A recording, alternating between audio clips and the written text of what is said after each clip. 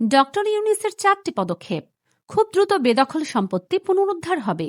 ভূমি মালিকদের হয়রানিমুক্ত ও দুর্নীতিমুক্ত সেবা নিশ্চিত করতে অন্তর্বর্তীকালীন সরকারের প্রধান ডক্টর মোহাম্মদ ইউনূস ও ভূমি উপদেষ্টা 4টি গুরুত্বপূর্ণ সিদ্ধান্ত গ্রহণ করেছেন।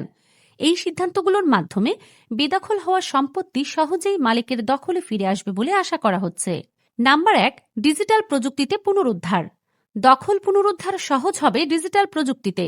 সরকার ইতোমধ্যে আধুনিক প্রযুক্তি ব্যবহার করে ভূমি রেকর্ড ডিজিটালাইজড করেছে। অটোমেশন পদ্ধতির মাধ্যমে ভূমি মালিক এখন ঘরে বসেই নিজের সম্পত্তির তথ্য জানতে পারবেন।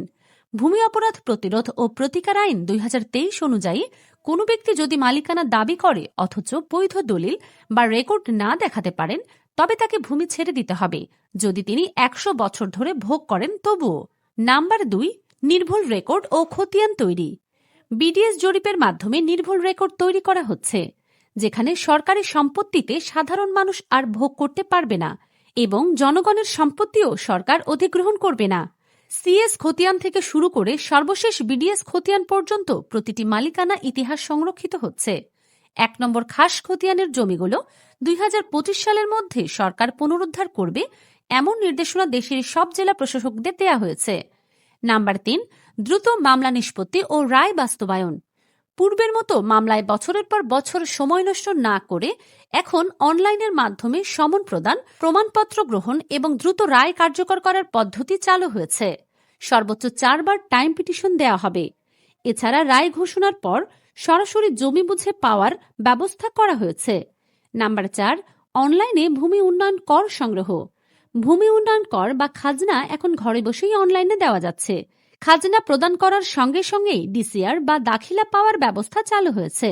প্রতিটি অনলাইন ডকুমেন্টে কিউআর কোড সংযুক্ত রয়েছে, যা আদালত বা যে কোনো দপ্তরে বৈধ হিসেবে গণ্য হবে। এই 4টি পদক্ষেপের কারণে ভূমি প্রকৃত মালিকরা যেমন উপকৃত হবেন, তেমনি সরকারও নিজস্ব সম্পত্তিতে দ্রুত পুনরুদ্ধার করতে পারবে। অনলাইনে যাবতীয় তথ্য হালনাগাদ থাকায় জমি নিয়ে প্রতারণা ও অনধিকার প্রবেশ কঠিন হয়ে পড়বে। ডক্টর মোহাম্মদ ইউনূস বলেন, সরকার প্রযুক্তি ব্যবহার করে ভূমি ব্যবস্থাপনাকে জনবান্ধব করেছে। দুর্নীতি রোধ ও হয়রানি বন্ধে আমরা কাজ করছি। ভূমি উপদেষ্টাও জানান, সারা দেশে আধুনিক প্রযুক্তি চালু করে দ্রুত সমস্যা সমাধানে আমরা প্রস্তুত। এই পদক্ষেপগুলো যদি সঠিকভাবে বাস্তবায়ন হয়, তবে সাধারণ জনগণ যেমন তাদের জমি ফিরে পাবে, তেমনি সরকারের বেদখল সম্পত্তিও পুনরুদ্ধার করা সম্ভব হবে। এটাই বর্তমান সরকারের লক্ষ্য। আইনি পরামর্শ বা তথ্য জানতে আমাদের ফলো করুন।